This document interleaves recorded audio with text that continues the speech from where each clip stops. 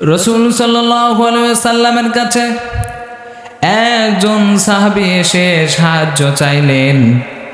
রাসূল সাল্লাল্লাহু আলাইহি ওয়াসাল্লাম বললেন, তোমাকে তো দেখে ইয়াং লাগতেছে, তুমি কেন সাহায্য চাও? তোমার বাসায় কি কিছু নাই? ওই সাহাবী বললেন, আমার বাসাতে শুধু একটা কম্বল আর পানির মটকা আছেন। রাসূল সাল্লাল্লাহু আলাইহি ওয়াসাল্লাম বললেন, তাহলে যাও ওই কম্বল আর পানির মটকাটা নিয়ে এসো। ওই সাহাবী নিয়ে আসলেন। সমস্ত সাহাবীর মাঝে রাসূল সাল্লাল্লাহু আলাইহি ওয়াসাল্লাম এই দুইটা জিনিস নিলামে তুললেন। দুইটা জিনিস তোলার পর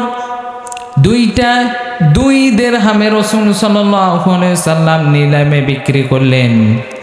বিক্রি করার পর 1 দিরহাম রাসূল সাল্লাল্লাহু আলাইহি ওয়াসাল্লাম দিয়ে বললেন, এই দিরহাম দিয়ে তোমার মা বাবার খাবার কিনবে।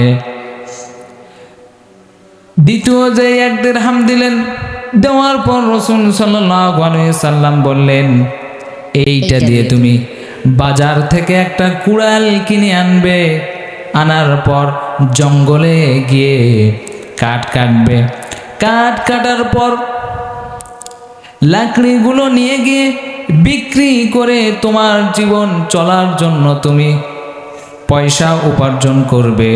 সুতরাং এর দ্বারা আমরা বুঝতে পারলাম রাসূল সাল্লাল্লাহু আলাইহি ওয়াসাল্লাম বলতে চেয়েছেন, কারো কাছে সাহায্য নয়, নিজে অর্জন করে পরিশ্রম করে বেঁচে থাকতে হবে।